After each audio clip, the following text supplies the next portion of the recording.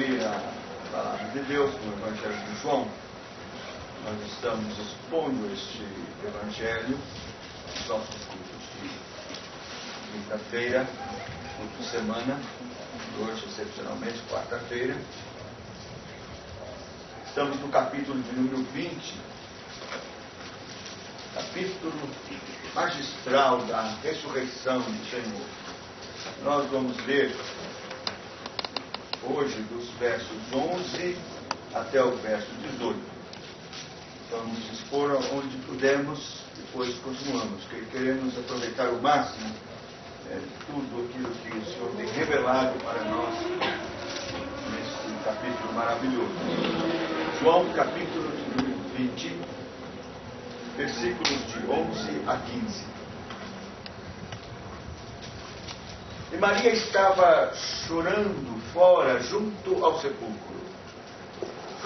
Estando ela, pois, chorando, abaixou-se para o sepulcro e viu 2 anjos, vestidos de branco, assentados onde jazera o corpo de Jesus, um à cabeceira, outro aos pés.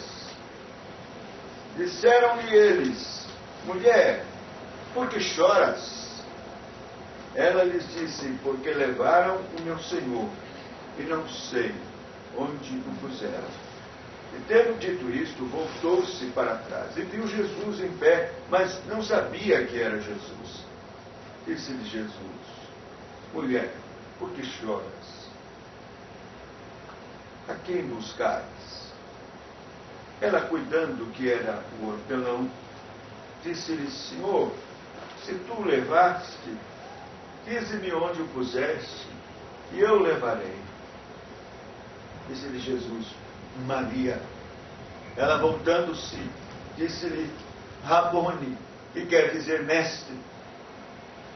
Disse-lhe Jesus: não me detenhas, porque ainda não subi para o meu Pai. Mas vai para os meus irmãos e dize-lhes que eu subo para meu Pai e vosso Pai, meu Deus e vosso Deus. Maria Madalena foi e anunciou aos discípulos que viram o Senhor e que ele lhe dissera isso.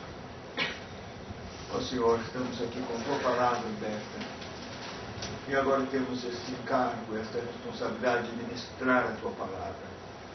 Como dispenseiros de Cristo, Senhor, buscar no texto, pela iluminação do teu Espírito Santo, as lições que o Senhor quer dar para a tua igreja, o alimento para saciar a fome do coração de cada um que está aqui, Senhor. Ó, usa o teu servo que fala contigo. Perdoa, Senhor, os meus pecados. E não olha para as minhas limitações. Mas usa-me, Senhor, na minha fraqueza, para que seja aperfeiçoado nela o teu poder. E tu sejas glorificado, Senhor. Pedimos assim, agradecidos no nome do Senhor Jesus. Amém. Bem, nós já temos falado a respeito deste amor tão impressionante da parte de Maria Madalena, como ela levantou bem cedo, de madrugada, ainda escuro, para ir ao sepulcro, para chorar, para ungir o corpo do Senhor, se pudesse pelo menos se aproximar. E ela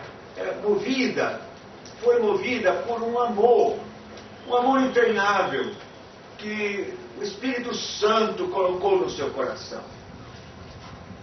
Mesmo diante daquele quadro tão desanimador, a morte do Mestre, sem ter a compreensão lúcida, clara, a respeito da necessidade de Cristo morrer para a remissão dos nossos pecados, redenção do seu povo, e nem que ele teria que ressuscitar. Todos os discípulos, e inclusive a própria Maria Madalena, não tinham entendido plenamente os propósitos de Deus com a sua morte redentora, e nem que ele teria que ressuscitar. Então ela está indo para este túmulo com o coração pesaroso, sem compreender nada. Só o que a movia era um amor muito grande pelo seu Senhor e pelo seu Salvador. Nós sabemos que o diabo tem ao longo da história tentado dissimular, jogar lama, manchar esse amor puro que o Espírito Santo derramou no coração de Maria Madalena pelo Senhor Jesus Cristo, com insinuações carnais próprias dele mesmo, porque ele é o pai da mentira e de toda prostituição e de todo pensamento sujo. Mas nós sabemos que Maria Madalena havia sido libertada pelo poder do Espírito Santo, inclusive de demônios que a atormentavam. Ela foi perdoada dos seus pecados, que eram grandes. Ela foi salva pela graça e pelo amor de Cristo Jesus. Então ela foi cativada por este amor que nós mesmos hoje conhecemos, porque o Espírito Santo tem derramado em nosso coração. E assim, um amor obstinado. Ela, mesmo já tendo se inteirado de que o corpo não estava ali, os discípulos vieram, constataram a verdade, voltaram, mas ela ficou presa por este amor, naquela expectativa, chorando, um amor incompreensível, que mesmo diante desta mensagem tão desanimadora da morte, a faz permanecer obstinadamente naquele lugar. Ela é cativada ali, aquele lugar, porque foi o último lugar onde o seu Senhor, o corpo do seu Senhor, havia sido colocado. Ela não queria sair dali para nenhum outro lugar.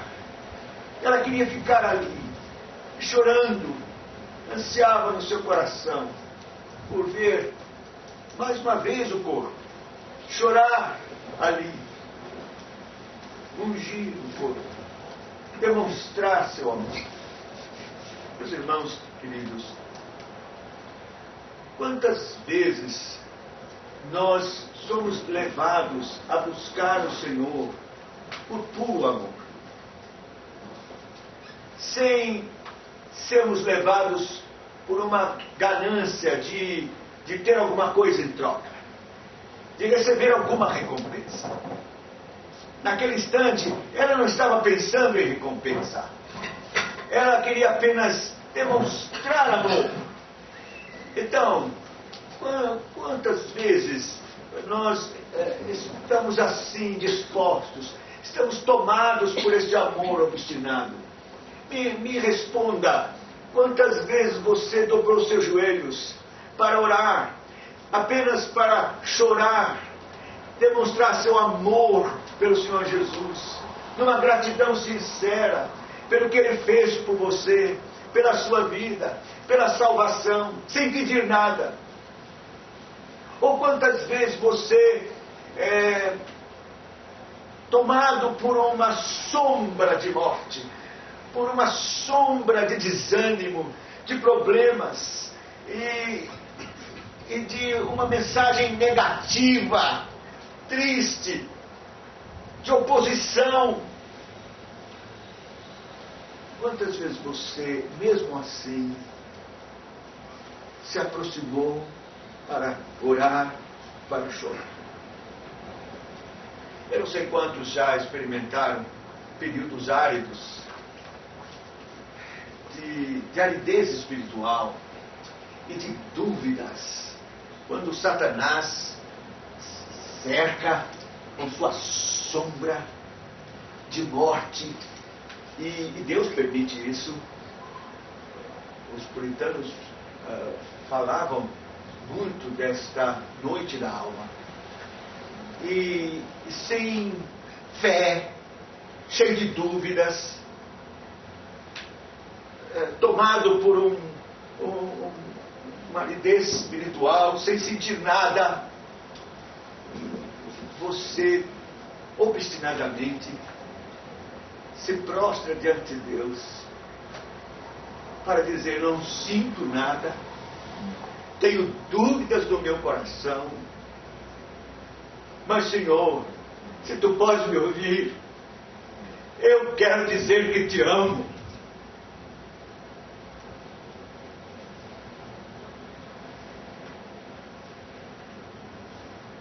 Eu quero dizer que eu sei que tu existes, embora eu não sinta nada.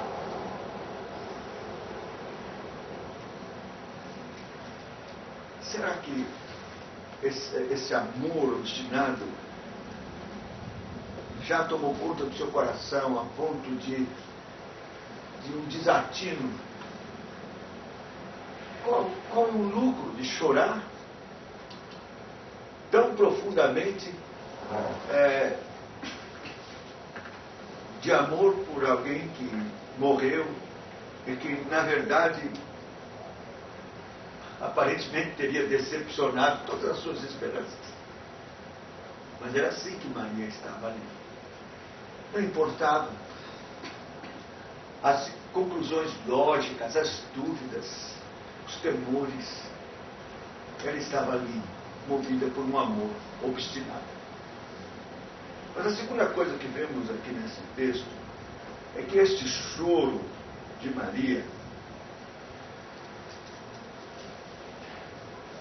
não era só por amor. Era um choro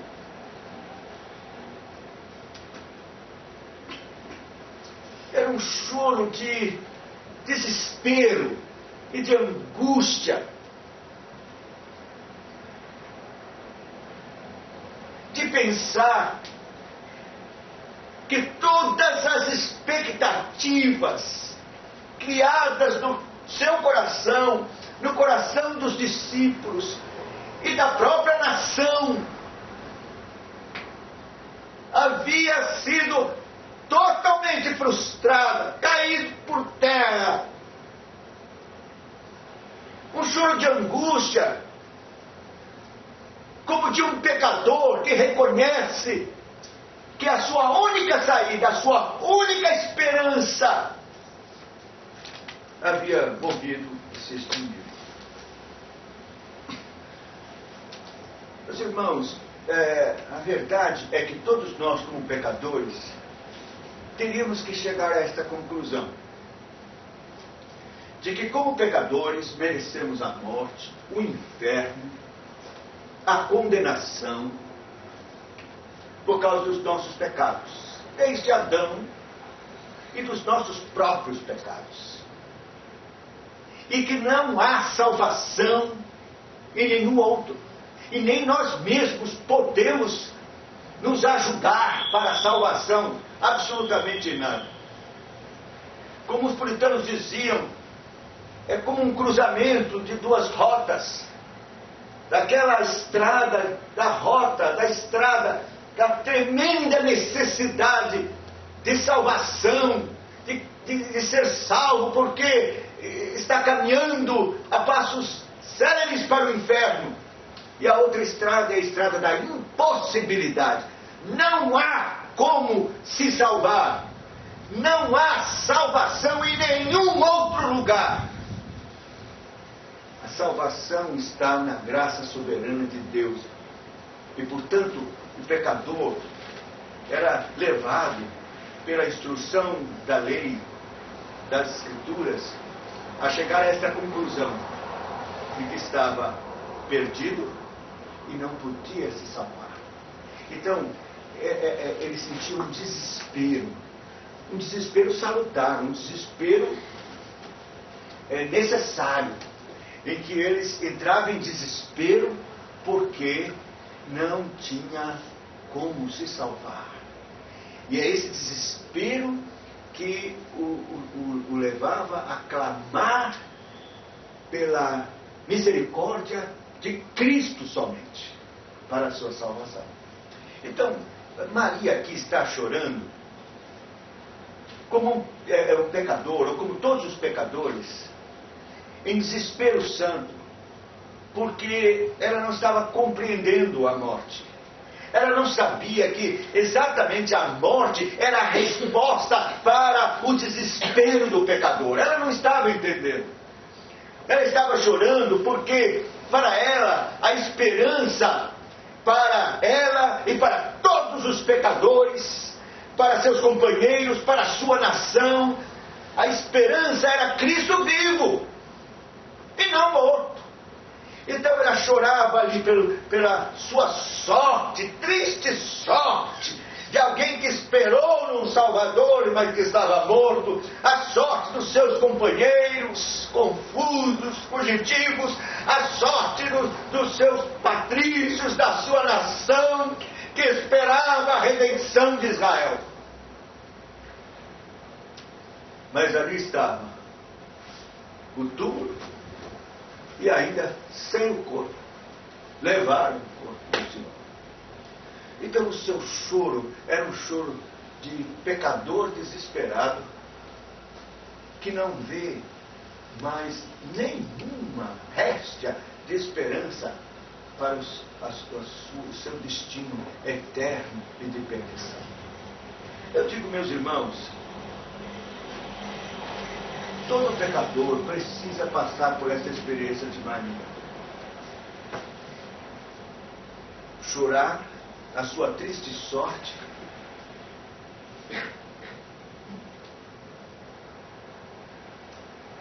a não ser que Cristo, por sua graça, se revele a ele redivivo. Chorar o fato de não ter saída, a não ser que Deus, por sua graça soberana, pelo Espírito Santo, lhe revele Cristo vivo, que morreu pelos seus pecados, mas que ressuscitou. Enquanto o Espírito Santo não operar isto e não revelar esta grande verdade, o seu coração estará pesaroso, angustiado, triste e em desespero, como de Maria, chorando com um amor que não servia para nada, porque o seu Salvador estava morto. Oh, que Deus, por sua graça, possa operar de modo que esse pecador continue sua súplica, continue a derramar suas lágrimas, até que o sepulcro deixe de ser uma sombra, um beco escuro, lugar de morte, e seja iluminado pela graça de Deus, a fim de que você veja pela fé Cristo redimido, esperança nossa. Porque foi assim. Vemos que esse amor obstinado acabou sendo um amor recompensado. No texto de Oséias que nós lemos, há aqui uma figura do profeta, uma figura desta ressurreição maravilhosa. Veja Oséias, capítulo de número 6, foi o capítulo que nós lemos, versos 2 e 3. Depois de 2 dias nos dará vida, ao terceiro dia nos ressuscitará, e viveremos diante dele. Então, conheçamos e prossigamos em conhecer o Senhor. A sua saída como a alva é certa, e ele a nós virá como a chuva, como chuva serôdia que rega a terra. Oh, meus irmãos, foi isso que aconteceu com Maria. O Senhor se manifestou de forma gloriosa e maravilhosa. um brilho, um raio fulgurante de esperança, né? Um amor recompensado. Veja o que diz o texto. E ela, chorando, verso 11, Maria estava chorando fora junto ao sepulcro. Estando ela, pois, chorando, abaixou-se para o sepulcro. Aqui tem um detalhe importante, que enquanto choramos, meus irmãos, nossos pecados, nossa triste sorte, nós temos que também, nós precisamos também buscar, não parar de buscar, chorar e buscar, chorar e olhar para o túmulo vazio, chorar e buscar, chorar e orar e buscar. Buscai ao Senhor enquanto se pode achar, invocai-o enquanto está perto. E foi assim que ela viu 2 anjos, vestidos de branco, assentados onde jazera o corpo de Jesus, um à cabeceira e outro aos pés.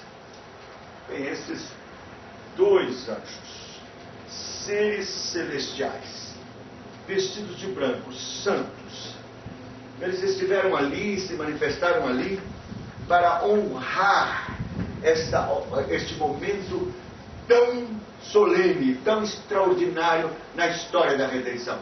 Sempre os anjos estiveram presentes nos eventos redentivos, pelo menos a maioria. Deus os enviou. Quando Cristo nasceu, miríades de anjos vieram e cantaram, anunciando esta mensagem gloriosa: paz na terra, os homens, glória a Deus nas alturas. E os anjos estiveram ali presentes. Os anjos estiveram presentes na morte de Cristo, mas não se manifestaram, porque não podiam, e porque o Senhor não quis. É dito que se ele poderia chamar 10.000 dos anjos, mas ele não fez, porque era necessário cumprir toda a sua angústia, trabalho penoso da sua alma, sorver o cálice da ira de Deus contra nós. Mas agora, na ressurreição, 2 anjos, vestidos de branco, mensageiros santos de Deus, se prostraram ali. Estiveram ali para, como 2 testemunhas. A Bíblia diz que por 2 testemunhas toda a questão é dirimida e cessa toda a questão. De modo que eles são 2 testemunhas ali, para testemunhar da ressurreição do Senhor Jesus Cristo. Mas alguma coisa mais nestes 2 anjos que eu quero aqui dizer. Eles estavam, um na cabeceira, outro aos pés. Esta posição não foi fortuita, havia um propósito. Tudo na Bíblia tem propósito. Se nós abrirmos em Êxodo, capítulo 25, Êxodo 25, 17, nós temos aqui uma descrição do propiciatório. E é muito interessante que Deus mandou que fossem feitos 2 querubins. Diz assim: também farás, Êxodo 25, 17, também farás um propiciatório de ouro puro, o seu comprimento será de 2 côvados e meio, a sua largura de 1 côvado e meio. Farás também 2 querubins de ouro batido farás, nas 2 extremidades do propiciatório. Farás um querubim na extremidade de uma parte, e outro querubim na extremidade da outra parte, de uma só peça, com o propiciatório. Fareis os querubins nas duas extremidades dele. Ora, o propiciatório era a tampa da arca. Um querubim numa extremidade da tampa, outro querubim na outra extremidade da tampa, olhando para o propiciatório, para aquela tampa. Porque era exatamente naquela tampa chamada propiciatório que o sangue era colocado. Esses querubins, a princípio, olhavam para os pecados do povo, simbolizado e representado nos artigos que estavam dentro da arca.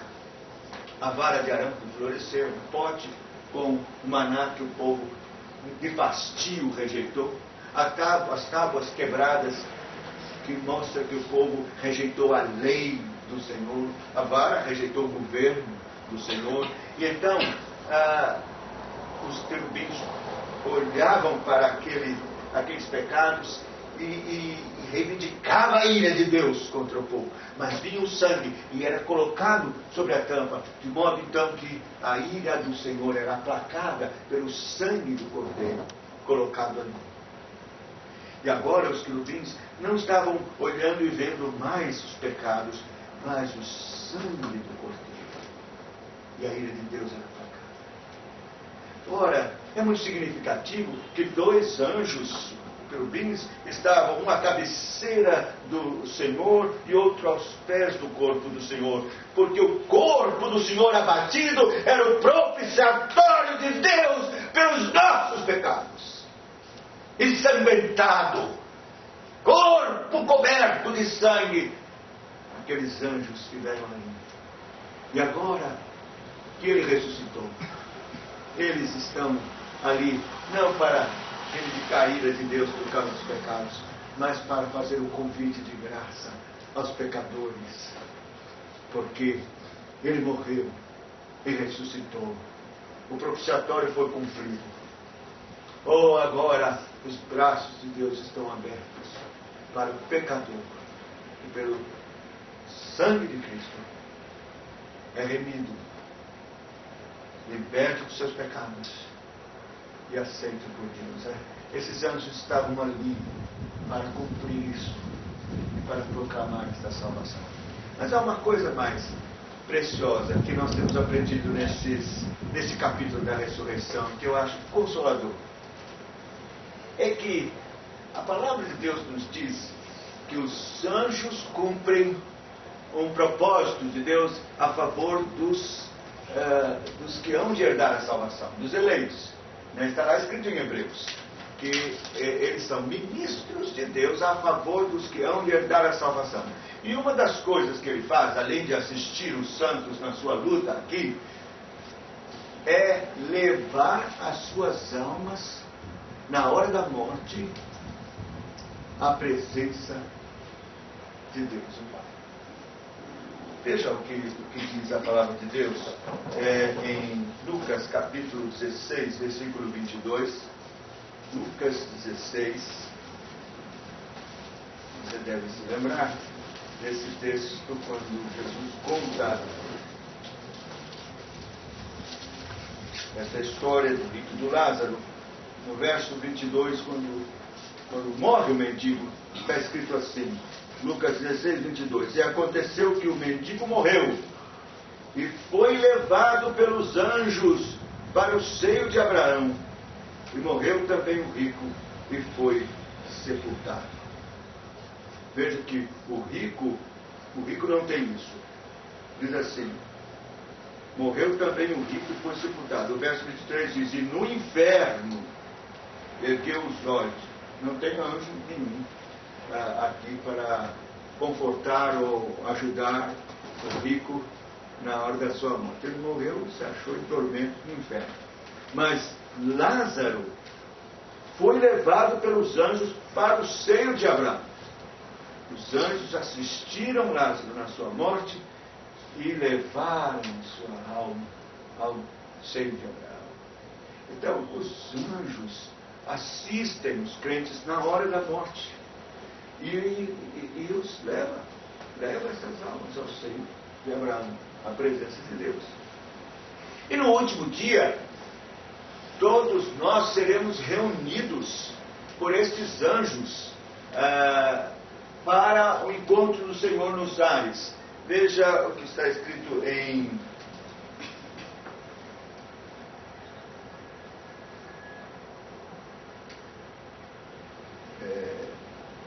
Mateus, deixa eu ver se eu recebi. Em Mateus 24.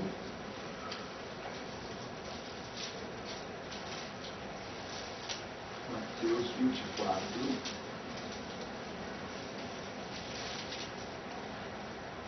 Versículo 31.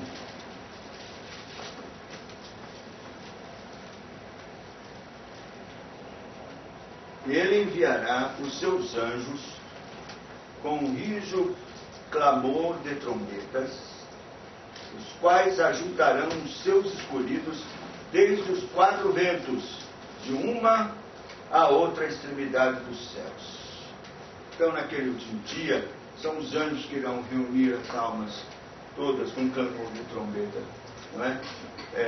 Eles irão reunir. Então, os anjos, é significativo que esses anjos estejam ali dentro do túmulo para dar uma mensagem de conforto e de esperança.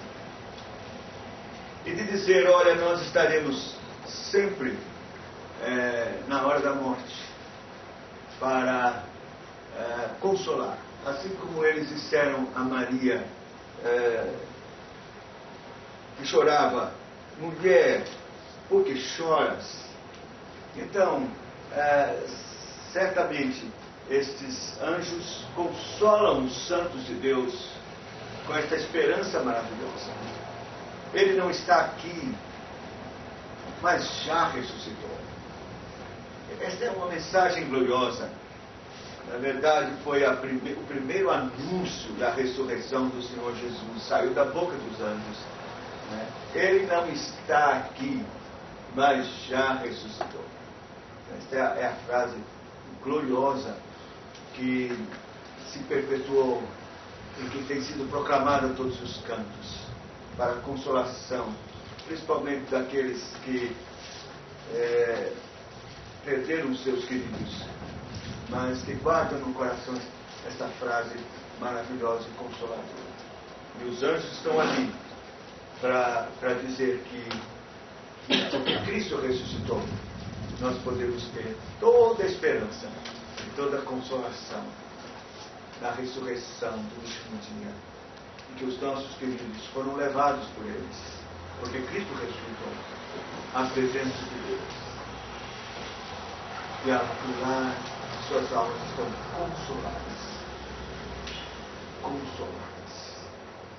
Que Deus assim possa nos abençoar. Nós iremos continuar na exposição desse texto maravilhoso para nossa edificação. A glória de Deus. Amém. Vamos ficar.